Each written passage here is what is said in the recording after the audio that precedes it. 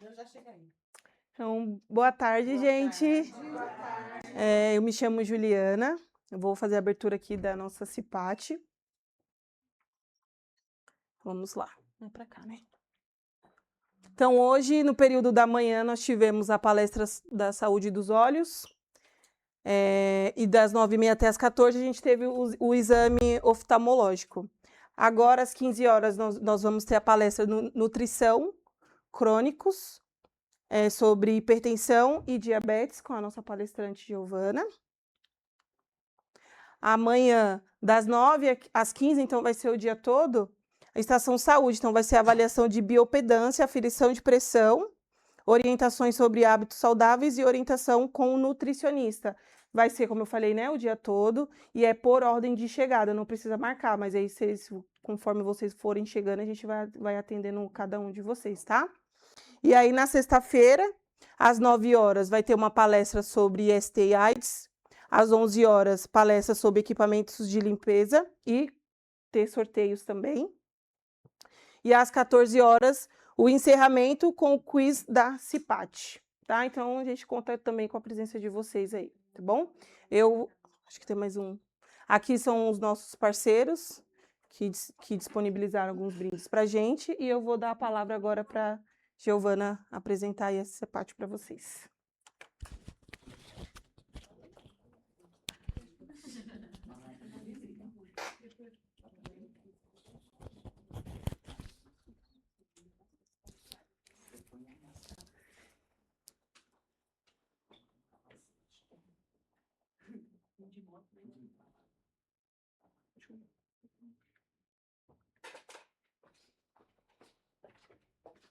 Bom, boa tarde a todos. Boa tarde. Sou Giovana, nutricionista aí da Apvida, e eu vim novamente aqui, para quem não me viu, segunda de manhã estava aqui.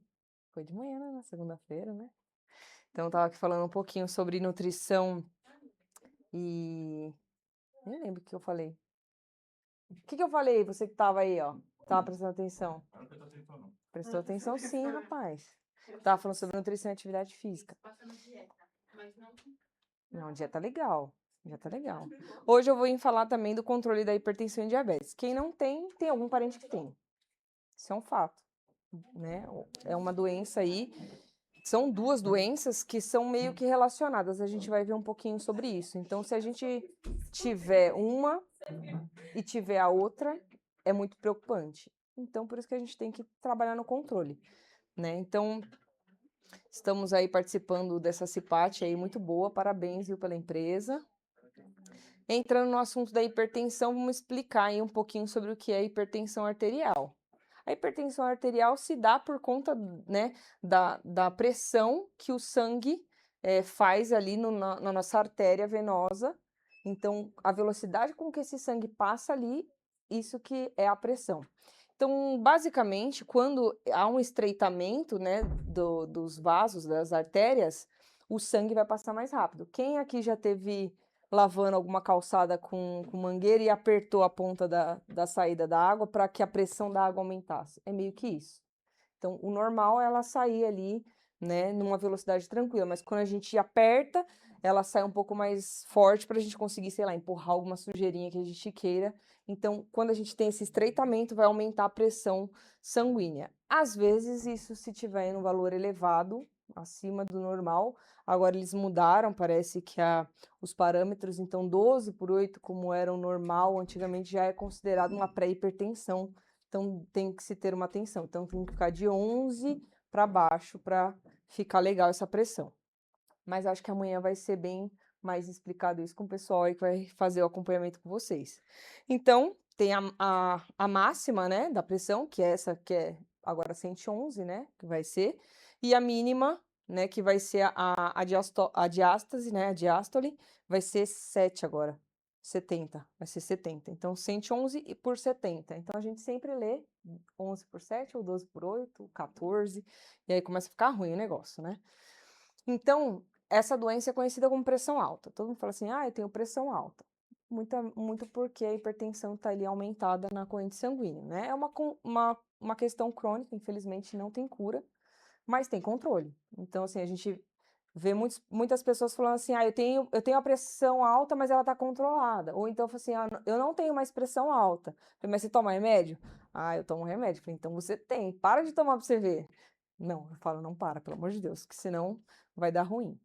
Então, quais são as consequências? São muito parecidas com o diabetes. Por isso que a gente trouxe as duas juntos, tá? Então, pensa, se tiver as duas, aí lascou. Porque as consequências são muito parecidas, porque está muito atrelada à vascularização.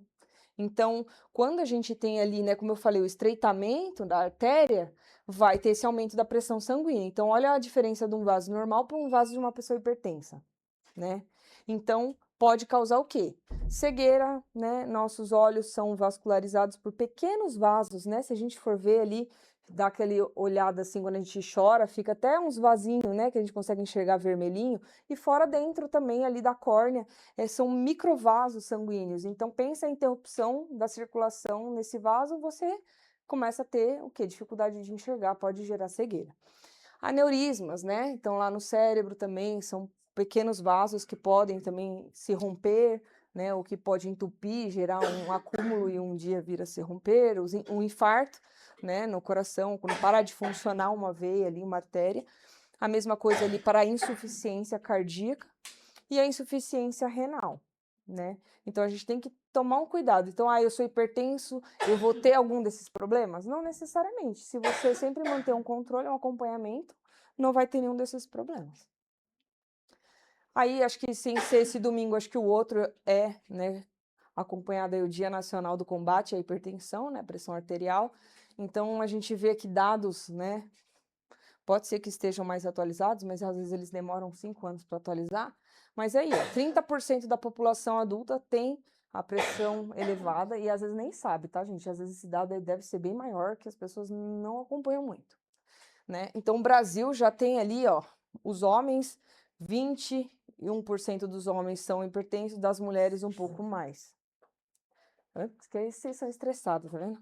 50% dos hipertensos têm consciência da sua condição e apenas 25% aderem ao tratamento. Por isso que o povo tá morrendo. Porque o povo, não tem problema, não. É porque eu tô estressado, é porque eu tô fazendo faculdade, é porque eu tô isso.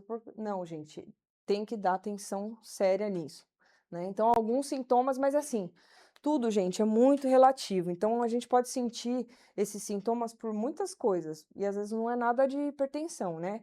Tontura, sangramento nasal, falta de ar, dor de cabeça. A gente pode sentir por vários motivos, né? Pode acontecer isso por vários motivos. Tonturas, às vezes, se você não se alimentou direito, vai dar tontura. Sangramento nasal, se às vezes está um dia muito quente, você pode ter ali um sangramento nasal, falta de ar, às vezes a pessoa já tem uma condição ali de asma, né? Enfim, dor de cabeça nem se fala, né? Já falei aqui sobre hidratação, que pode dar dor de cabeça, passar fome demais dá dor de cabeça, dormir pouco demais também dá dor de cabeça, um monte de questões dá dor de cabeça. Então, só por esses sintomas não dá para saber. Então, por isso que a gente tem que fazer controles, né? Ver sempre ali, quando não tá sentindo muito bem, vai, faz uma aferição para saber se está tudo certo e fazer os check-ups.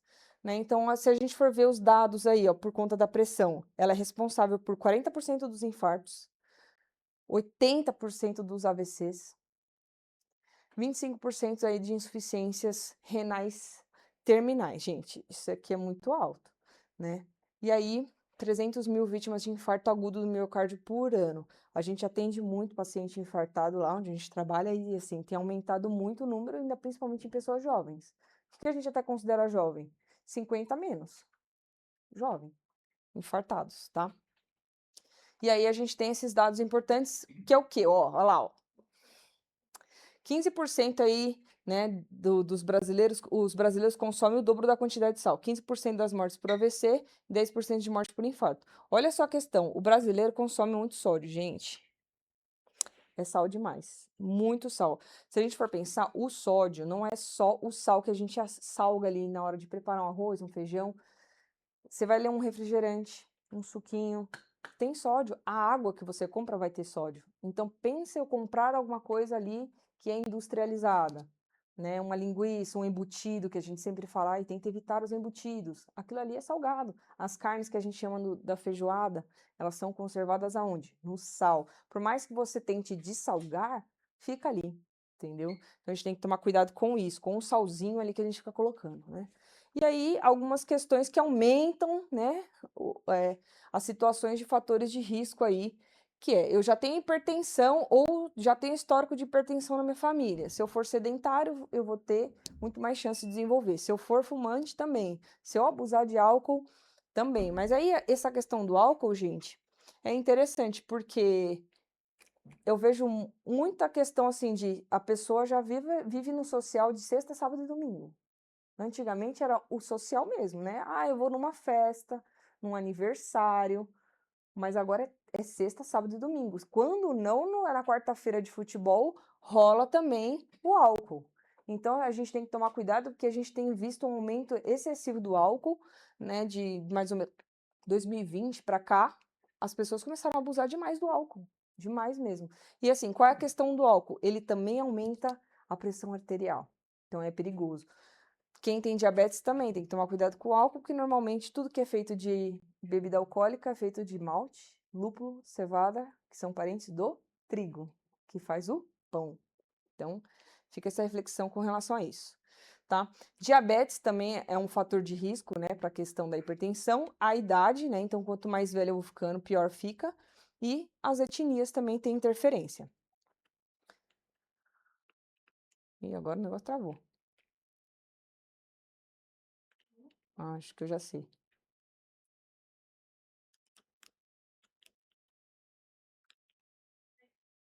Consumo de sal. Aquela pitadinha a mais que a gente gosta de dar é perigosa, gente. Por quê? A recomendação de sódio lá é no máximo 5 gramas de sal por dia. Sabe aquele saquinho que tem no restaurante? Normalmente ali vem 1 graminha ali. Então é 5 saquinhos daquele. Para o dia inteiro. É pouco demais. Se você tirar ali, abrir e colocar num potinho, dá muito pouca quantidade. E é aquilo que a gente deveria consumir no nosso dia inteiro. Que dá um total ali de mais ou menos 2.000 miligramas de sódio. Mas se a gente for ver, a gente coloca muito mais para fazer as nossas preparações. E a gente ainda tem aquela questão que eu falei que tem outros ingredientes que às vezes é até docinho. Refrigerante zero é cheio de sódio. Se vocês forem ver, tem mais do que o outro, normal. Então, assim, não tô falando que a gente tem que tomar o com açúcar, mas a gente tem que não tomar refrigerante, independente de ser zero ou não, entendeu? Então, assim, a recomendação de sódio é só aqueles 5 pacotinhos. Se um dia vocês quiserem fazer o experimento de pegar aqueles 5 pacotinhos e tentar salgar a vida de vocês somente com aquilo, faça o teste. É assustador de saber quanto sal a gente consome no dia a dia. E se usar o sal rosa? Eu vou falar sobre isso. Eu vou falar sobre isso. Hoje o negócio aqui é sal. Comer sal é um problema também? É, Não é um problema, não. também é um problema. Não é que não, assim, a gente vai precisar do sódio também, ele não é ruim, porque a gente precisa de hidratação, e a hidratação também vai depender do sódio, né? Fazer aquela questão de retenção. Por isso que o pessoal fala assim, nossa, tô com uma retenção de líquido. Quando vai ver a alimentação, tava cheia de sódio.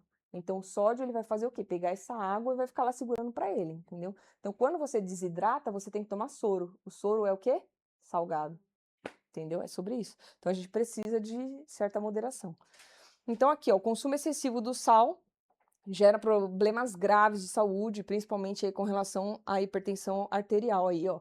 9,4 milhões de mortes no mundo por conta de hipertensão, né? Então, no Brasil aí a gente consome o dobro, né? Então, da quantidade de recomendação do sal, né? E por que reduzir o sal, gente? Fácil, né? Pra gente cuidar do nosso querido coraçãozinho, né? Então, para não gerar esses problemas que a gente falou. Imagina, né? A gente ser super jovem, já ter um problema ali, um AVC, né? O AVC, infarto em jovens, né? De, vamos dizer assim, 40 anos para baixo, é alto risco. Então, pode ser o tal do fulminante. Você tem, morre de vez. Não é igual, às vezes, os idosos ali que tem... O próprio corpo vai gerando, né, vasos, revascularização ali, porque já não está muito suficiente. Não é nem que é mais forte, o próprio corpo gera uns caminhos aleatórios, ó, sabe? Aí a comunicação fica um pouco melhor do que a nossa, que tá tudo boazona ali ainda por enquanto. Não precisou gerar um negocinho ali para chegar. Então, quando dá na gente, dá para valer mesmo. É por isso que você vê pessoas jovens tendo muito sintoma. Quem tem AVC muito jovem, às vezes fica com sequela, com a mão ali, né, de um dos lados paralisada, a perna. Quem tem infarto às vezes nem volta para contar a história. Então é isso, a gente precisa cuidar por conta dessas questões, né? Fora a cegueira, as questões renais, né? Que é bem castigante. Aí a gente pede para o quê? Substituir o sal por temperos. Gente, o que dá sabor à comida não é o sal. O que dá sabor à comida é o tempero. E tempero natural, né? Não aqueles lá pronto, Sazon, caldo quinor, que é puro sódio também. Então não adianta, mas é light. Não, ele é puro sódio. Então a gente tem que temperar com as ervas. Uma vez eu fiz um experimento em casa, eu temperei um bife cheio de coisa, não coloquei nada de sal. Não deu para perceber. Juro para você, eu comi, meu marido eu falo que ele é boi. Eu falo, tudo que ele vai comer, ele quer colocar mais sal, mais sal, mais sal, mais sal. Porque a mãe dele também é hipertensa, então ele comia comida sem sal na mãe dele, aí ele odeia comer comida sem sal e ele queria que eu salgasse tudo, e quando eu não salgava, ele ia lá e salgava. Meu pai também é hipertenso, então eu cresci e acostumei. Só que ele quer salgar tudo. Aí ele comeu, eu falei, mas tá bom. E ele é crítico, não tem filtro, não tem filtro. Não me agrada, não. 11 anos de casado, não agrada mais. Aí ele, nossa, tá gostoso. Eu falei, mas tá mesmo? Ele, tá, o que você fez diferente? Eu falei, nada. Sei lá, né? Mudei uma erva ali, no invés de colocar tal coisa, coloquei tal coisa. Enganei ele falou que tava bom. No final, que ele comeu tudo, eu falei, não tinha sal. Ele, caramba, não percebi. Porque tinha tempero, entendeu? Então a gente tem que temperar, porque o tempero que dá o sabor, né, da coisa. Tipos de sal. Aqui, assim, ó, depende da cultura, né? Ó, um exemplo, os paulistanos, como é que é essa carne? Ele pega a carne e toca sal. Entendeu? Eu sou do Nordeste. Aí o Nordeste é diferente. Nordeste. E a gente ama o quê? A comida do Nordeste. Entendeu? Lá eu até falei assim, não, quando a carne, eu vou assar, eu tempero todinho. Quando eu falei isso, o pessoal abriu e disse, não existe isso aí não. É só tacar A sal. gente fala que estraga a carne, né? Mas uma vez o meu marido fez um churrasco, também a moda do tio dele, lá da Paraíba, temperou o bife e fez. Gente, vai ficar gostoso, hein? O bife temperado assado na brasa, fica gostoso. Eu sei, a gente gosta do sal também, só do sal grosso, mas o temperado fica muito bom também. Mas é isso, é o tempero. Então a gente às vezes viaja, vai pro Nordeste lá da vida e fala assim, ai, que delícia essa comida daqui, mas é isso, o pessoal gosta de tacar tempero lá. A gente aqui fica só economizando, só tacando coisa, sal, essas coisas industrializadas. Tipos de sal. Gente, tem tipo de sal, hein? Não é só sal rosa, não. Isso aí é até meio estranho ali. Mas tem o sal refinado, o sal líquido. Quem já viu falar em sal líquido? Tem sal líquido, né? É aquilo, gente. Sal light, ele vai ser reduzido em sódio. Sal marinho, né? Ele não vai ser muito processado, ele é mais puro, né? Preserva um pouco mais ali. O sal do Himalaia, que é o conhecido sal rosa, né? Ele tem ali 80 minerais, o sabor suave, coloração meio rosa. Tem sal do Havaí, que tem dióxido de ferro. Sal negro, que vai ter enxofre, não sei o quê. Mas, gente, tudo é sal. Então, assim, não adianta eu falar assim, mas eu tô pegando um sal lá que ele tem o sal rosa do Himalaia, que tá famosão. Ele tem 80 minerais, mas a ideia é, o menos que eu consumir é melhor para minha saúde. Então, por que eu vou ficar usando um sal que tem 80 minerais? Para eu conseguir atingir esses 80 minerais importantes, eu não consigo atingir de outras formas do que no sal, que vai ter o sódio. Então, assim, a gente tem que pensar nisso. Aí outra coisa, sal light, acho que tá na anterior. Sal light, ele é reduzido em sódio, mas só que a gente acostuma com o sabor do sódio. E aí a gente vai lá e põe uma colherzinha de café do sal refinado. Aí troca pro sal light, a gente vai lá e coloca uma colher de sopa, porque não tá chegando naquilo que a gente queria. Então não adiantou você trocar. Você colocou um negócio reduzido e também não salgou a mesma quantidade. Acontece às vezes com o Himalaia também, como ele é mais bruto, parece que demora a salgar, que nem o açúcar refinado para o açúcar demerara ou o açúcar mascavo. Você mexe, mexe, mexe, mexe, o negócio fica lá no fundo. E você fala, caramba, o negócio não dissolve. Você vai tomar o suco, tá lá no fundo ainda, o quilo do açúcar. Então, assim, o melhor é o menos que usar, melhor, tá? E aí, não importa qual. Na minha opinião, o que o meu bolso cabe melhor, né? Que é isso. Uma coisa legal também que dá para fazer é o sal de ervas. Aí fica nutritivo. Porque se você pega lá, bota um alecrim, as coisas que você vai ter, as vitaminas que você vai colocar ali no seu sal. Mas é aquilo também.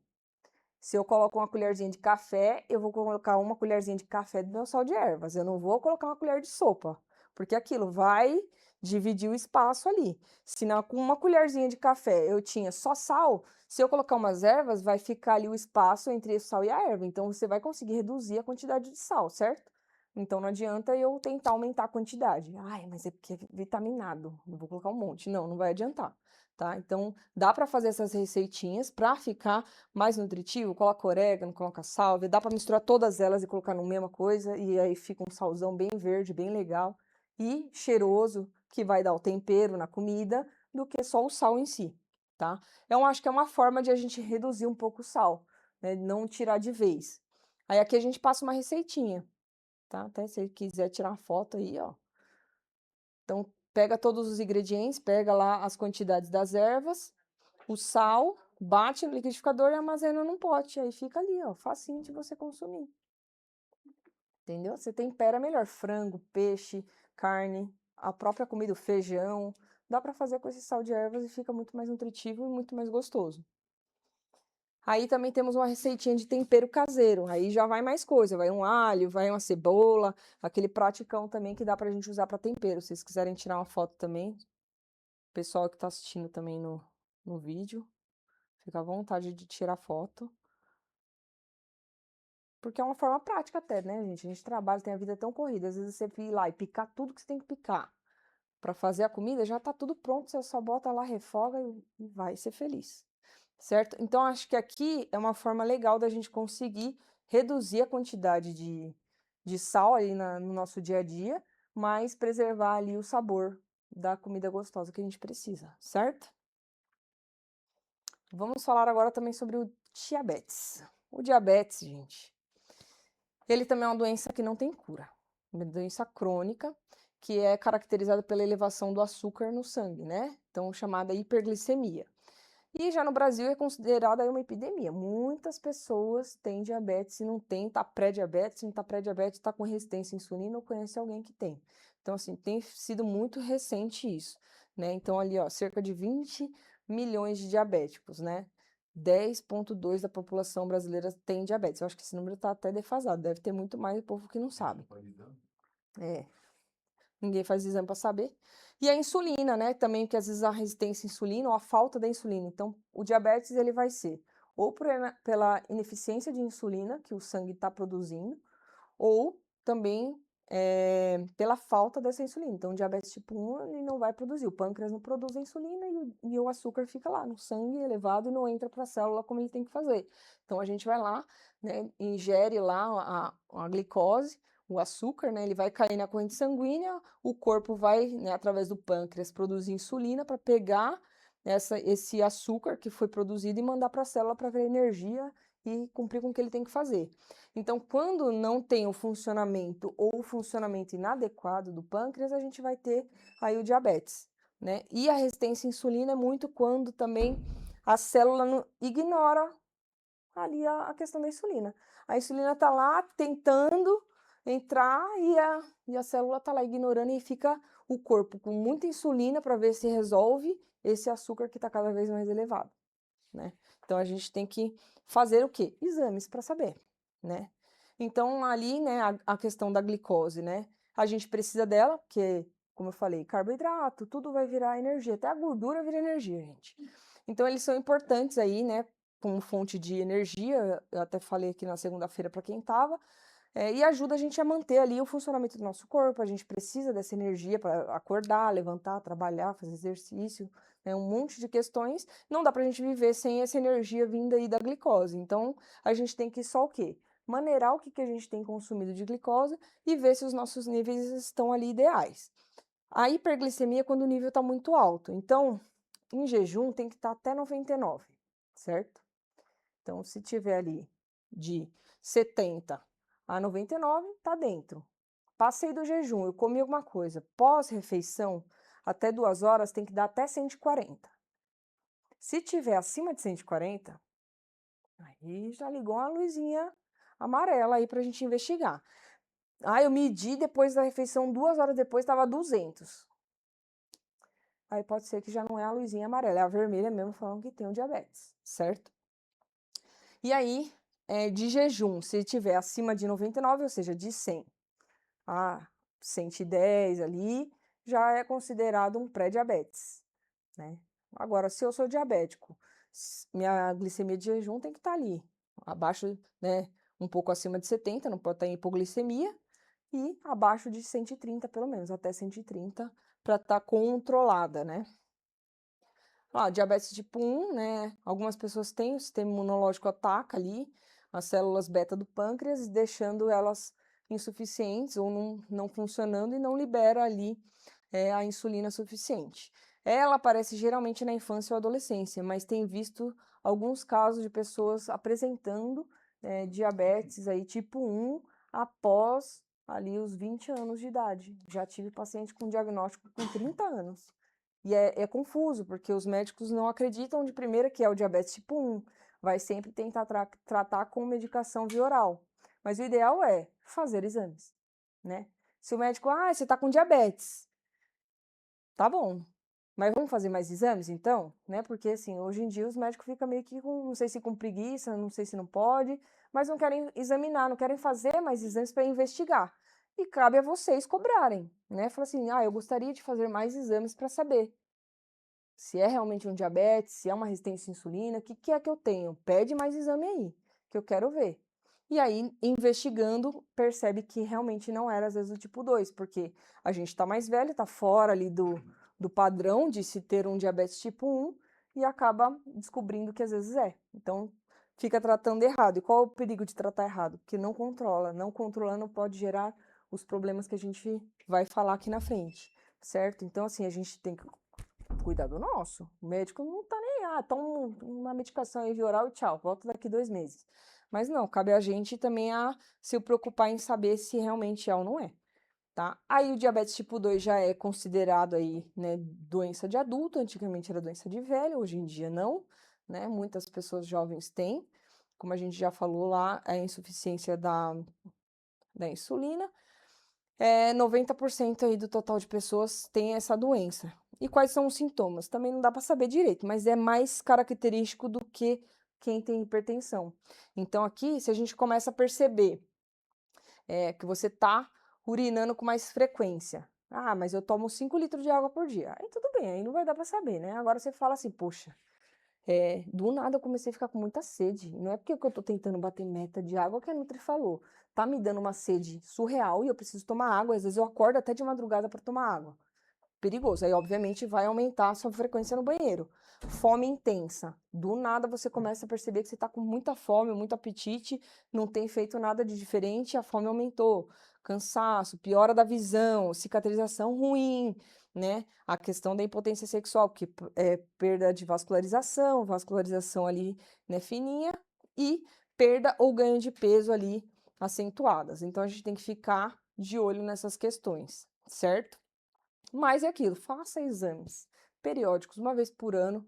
A pessoa adulta tem que fazer exame. A partir, às vezes, de 1 ano de idade, isso, quem tem filhos, é uma vez por ano que tem que passar em consulta médica para fazer uns exames e saber se está tudo certo.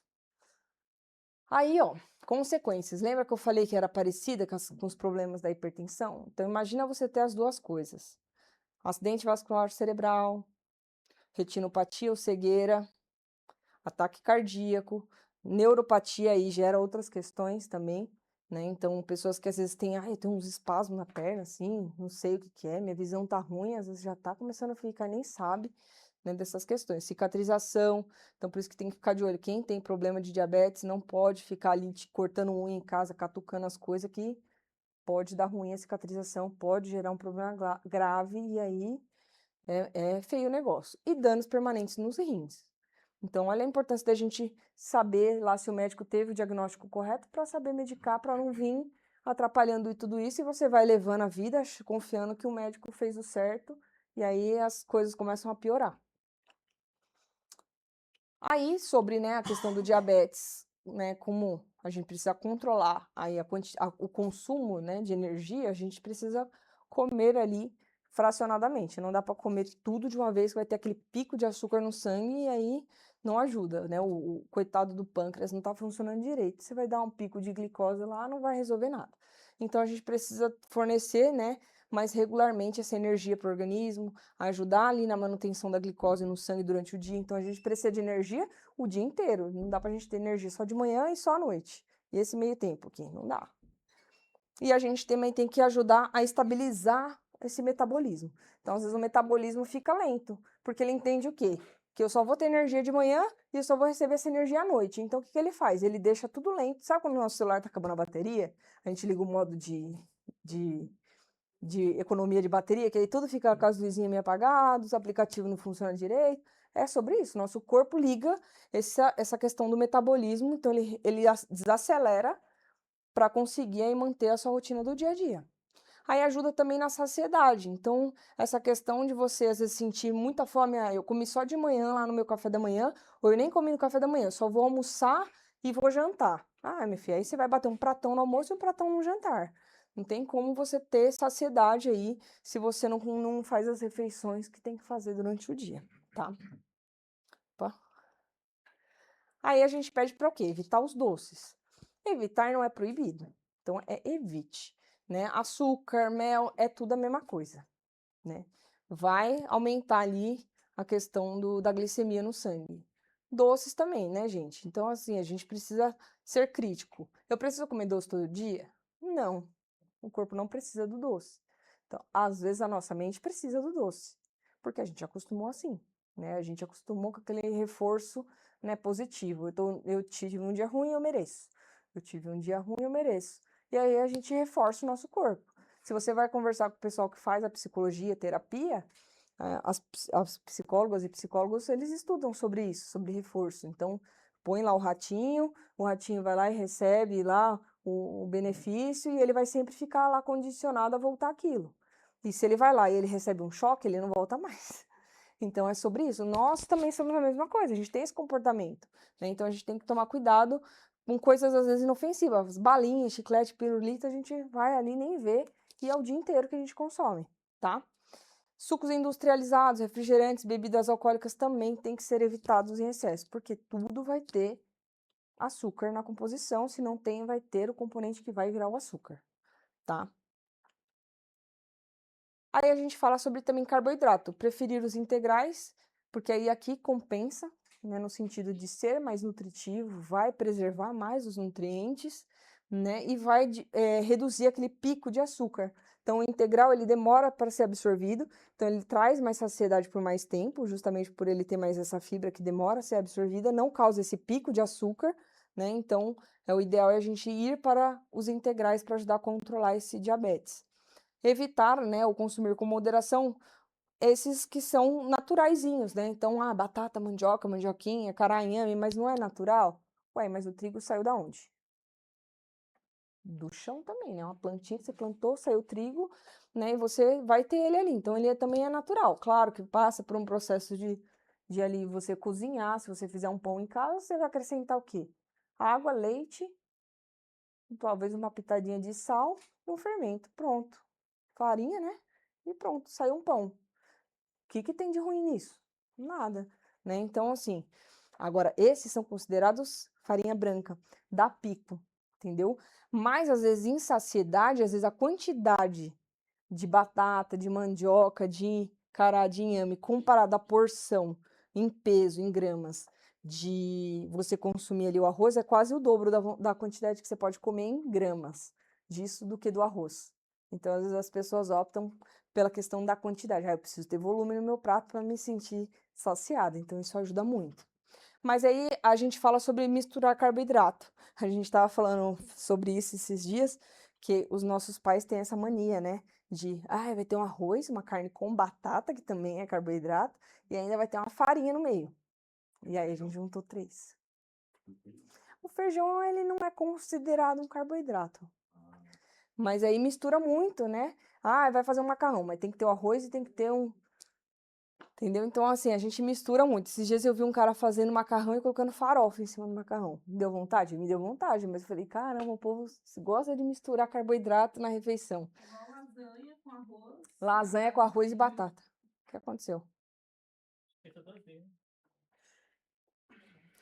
É isso, misturar massa, né? Tem a ordem certa de comer? Não. Eu vi a comunicação primeiro comer A salada, depois proteína, depois carboidrato. Não tem uma ordem, mas assim, se você tem dificuldade em quantidades, por exemplo, se eu consumir ali, eu vou querer consumir muito arroz. Então, você vai reduzir a quantidade do seu arroz. Para ter mais saciedade, as pessoas preferem comer a salada primeiro, porque meio que já vai tirar um pouco a fome. E aí, depois começa a comer o arroz, o feijão e a carne. Entendeu? Para algumas pessoas funciona, quando tem essa questão de controle. Mas é só você comer devagar que dá certo. Entendeu? Então, assim, 20 minutos para uma refeição de almoço, no mínimo. Para o cérebro entender que chegou comida. Porque o que sacia não é a comida chegar no estômago e estufar o estômago. O que sacia é o hormônio avisar o seu organismo para parar de produzir o hormônio da fome e produzir o hormônio da saciedade. Entendeu? Aí aqui frutas. O diabético não pode consumir fruta à vontade. Infelizmente, é só 3 frutas por dia, tá? Porque elas também têm a frutose, o açúcar da própria fruta. Então, a gente não pode abusar muito disso, porque senão a gente vai também ter aqueles picos de açúcar no sangue e aí não vai trazer controle. Agora, frutas que a gente tem que consumir com moderação, porque o quê? São muito mais docinhas. Se a gente for ver, é quase a preferida de todo mundo. Acho que não tem nenhuma dessas aí que eu não goste. Banana, laranja, melancia, uva, goiaba, caqui, manga e abacaxi. Por quê? Porque é doce, é gostoso, né? Então, assim, cadê um limão? Não tem um limão. Por quê? Porque o limão não tem frutose. Então, assim, se eu for fazer um suco, é preferível fazer o suco do limão, talvez adoçar com adoçante ou não adoçar, para quem acostumar a ficar sem o açúcar, tá? Mas aí você fala assim, a questão, uma fruta só? Não, 3 frutas, 3 porções de Não, mas no caso, se frutas. eu chupar a laranja, É uma laranja. aí eu comer, tipo, a minha melancia e depois querer a uva. Não Isso dá. já vai elevar? Aí, por exemplo, dessas aqui você pode comer uma só por dia. Uma só por dia. Você pode comer 3 por dia, mas dessas aqui uma só. Pedaço de melancia, E aí, uma pera, gente, ó, pera, maçã, melão, mamão, não tá aqui nessa lista. Mas é triste, né? Aí, por exemplo, uva, é 11 bolinhas de uva. Normalmente também consome a salada de fruta, né? Ela comeu A a caixa? caixa inteira de uva, ela passou mal. Caramba, aí é A bastante uva. sociedade foi lá comer É. uma caixa de uva inteira. Tá vendo? Não é só a caixa de bis que faz passar mal. Então, assim, ó. Então, assim, é 11 bolinhas de uva. 11 bolinhas de uva. Melancia é uma fatia de mais ou menos a espessura de 2 dedos. Mas também se for aquelas melancionas assim, gente, pelo amor de Jesus Cristo, né? Vamos considerar uma melancia, né? Você tá dando risada, você já viu, né? Aí aqui, a manga, dependendo da... Meu sogro me deu uma manga desse tamanho, assim. Eu falei, cara, onde o senhor comprou isso? Uma manga desse tamanho. Eu falei, dá pra comer em 4 vezes sem juros essa aqui. Abacaxi também, gente. 2 rodelas da espessura de 1 dedo. Triste, né? E caju É, não a tem, pessoa não? come a salada de fruta. Não, aí o caju, entendeu? Tem muita fruta que não tá aí que você pode colocar lá nas outras opções. Agora, eu não tenho diabetes. Quantas frutas eu posso comer? No máximo 5 por dia. No máximo 5 porções. Eu lá no norte, lá, quando eu bato o pé da manga, só Olha lá. É outro que passa mal também, olha lá. e com a massa de farinha. Meu Jesus amado. Amanhã, ó, você vai medir lá o dedinho. Quero ver, viu? E sem burlar, viu? Depois vocês me contam, misericórdia. É caído lá. Agora, adoçante. Adoçante ninguém gosta. Todo mundo torce o bico quando fala de adoçante. Ninguém gosta, todo mundo acha ruim. Mas assim, o adoçante ele vai ter um poder de doçura muito maior do que o do açúcar. Então a gente tem que usar um pouquinho menos, porque senão a gente vai achar horroroso, né? É um negócio horroroso, enjoativo. Então tem vários tipos de adoçante. Esses aqui, ó, são horrorosos. Até daqui, ó. São horrorosos. São tudo sintético. Tem uns aqui que é até feito de petróleo. Pra vocês terem noção. Agora, esses aqui já são mais naturais. São tirados de planta mesmo. Claro que tem alguns que vão passar por um processo de tecnológico também. Então, não tem como não passar pela indústria, né, da tecnologia para conseguir mudar. Então, assim, acho que o xilitol, se eu não me engano, e o eritritol, ele é tirado, se eu não me engano, do álcool. Então, ele é feito ali também da própria cana. Eles fazem um processo que eles pegam só ele e aí consegue ter esse poder de doçura. É muito gostosinho. O stevia, eu confesso que eu tenho um pouco de preconceito, que eu já tomei uns que fica meio esquisito. Fica meio um gostinho meio de mato no fundo. Mas o xilitol, o eritritol e a sucralose, tranquilo. Eu achei bem suave de consumir. Mas é aquilo, gente, eles são sensíveis a temperaturas. Tem os adoçantes que vão ser menos sensíveis, se eu não me engano, tem alguns de xilitol que estão também utilizando para culinária. Aí tudo bem, porque muita gente refere, ai, fica aquele amargo, porque às vezes você coloca na bebida muito quente, e aí ele vai trazer um amargoso mesmo. Então tem que tomar cuidado ali na hora de for adoçar, tentar adoçar ali só na hora que for mesmo colocar ali na xícara, porque se você for preparar alguma coisa, esquentar demais, aí vai trazer o amargo, certo? E aí a gente traz aí os mais bonitinhos, né? Os menos, os industrializados, os mais naturais aí possíveis. Aí a gente tem essas marcas, aí tem também a recomendação, né? À vontade também. 3 a 5 gotas ou um sachêzinho, né? Quando vem em sachê, para cada 200 ml. Então, às vezes a gente vê o quê? Ordenhadas. O pessoal vai dar uma ordenhada lá de um esguicho, não sabe nem quanto que saiu dali. Eu juro pra você. Eu fico só vendo o pessoal. Tss, tss, tss, tss. Então, é as gotinhas lá, gente. Tem que contar a gotinha. Por isso que ele é difícil de sair a gota. Porque realmente tem que contar as gotas. E aí, a diferença entre zero, diet e light. Ixi, isso trazia uma confusão. Não sei se traz ainda, mas é meio confuso às vezes. Eu falei com uma paciente, ela falou assim, eu comprei uma gelatina zero. É a mesma coisa de diet? Falei, se for zero açúcar, ela vai ser. Porque às vezes o zero, né, nem sempre, ele vai ser zero açúcar. Tem que tomar cuidado, porque a indústria ela é terrível. Elas colocam um zero bem grande, mas não fala do quê? Zero. Você fala, ué, zero. Pum, pega e nem leu o que está escrito, o que era o zero. Então lê, gente, o que é o zero que você quer lá. É, tipo, zero saúde. Aí o tradicional, ele vai ter lá o colesterol, a gordura, o açúcar normal. O alimento diet ou zero, teoricamente, ele vai ser adoçado com adoçante, tá? E aí o light, que entra naquela questão, ele vai ser reduzido. Se for alguma coisa que é light em açúcar, é uma sobremesa light, ela vai ser reduzido o açúcar. Mas se for alguma coisa salgada, tipo uma mussarela light, ela vai ser reduzido o sal, né? Porque não vai ter açúcar na mussarela, mas aí o sal vai ser um pouco reduzido. Então, às vezes o pessoal fala, mas é reduzido em gordura. Ah, nada, o pessoal reduz o sódio, mas deixa a gordura lá. Você entendeu? Então, assim, tem que tomar cuidado com esse negócio de light aí, que é meio enganoso esse negócio do light, tá? É sabor light. Aí, ó, receitinha. Quem disse que não ia ter receita também pros diabéticos, ó. Então, receita aí de bolinho, tá? Sem açúcar.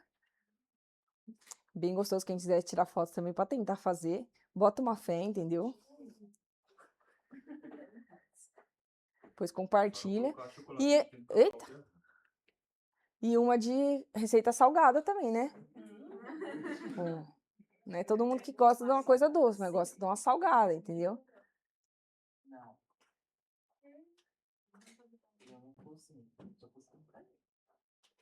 E aí, é isso, gente. Agora, por último, e não tão menos importante, como eu já tinha falado na segunda-feira, e provavelmente ontem a minha amiga Nutri também falou aqui, sobre a hidratação. A gente precisa manter uma boa hidratação. Como a gente falou, a circulação sanguínea vai depender muito do quê? Da hidratação. Então, assim, o volume de sangue que a gente tem no nosso corpo vai depender muito também da quantidade de água que a gente beber. Muitas pessoas que têm a hipertensão, às vezes elas tomam medicações diuréticas para o quê? Eliminar um pouco do líquido, porque às vezes o líquido fica muito ali preso no corpo, mas isso é uma condição às vezes da pessoa, ela tem essa retenção, tem que tomar medicação para ajudar na diurese, né? Então, não deixar de beber água, mas eu tenho retenção, não vou tomar água. Não, pelo contrário, quanto menos você tomar, mais o seu corpo vai entender que precisa segurar. E ele vai ficar segurando, vai ficar com aquela constância de segurar. Quando você passa a se hidratar melhor, seu corpo para de querer segurar, porque você vai melhorar o funcionamento do seu, coitado, do rim, certo? Então, a gente precisa eliminar as nossas toxinas fazendo o quê? Tomando água. Quem aqui já tomou remédio, o remédio sai na urina? Você sente cheiro forte? É muito. Você sente cheiro forte. Você está tomando uma medicação muito forte, você tem que tomar muita água, porque assim, ela entrou, fez o efeito, ela não tem que ficar lá dentro, trazendo coisa para o seu corpo, ela tem que ir embora, né? Então a gente precisa manter a boa hidratação. Continha da hidratação, para quem estava aqui na segunda-feira, eu passei, mas quem está aqui agora é o quê? 33 vezes o seu peso. Aí você vai descobrir se é só 2 litros mesmo de água que você tem que tomar.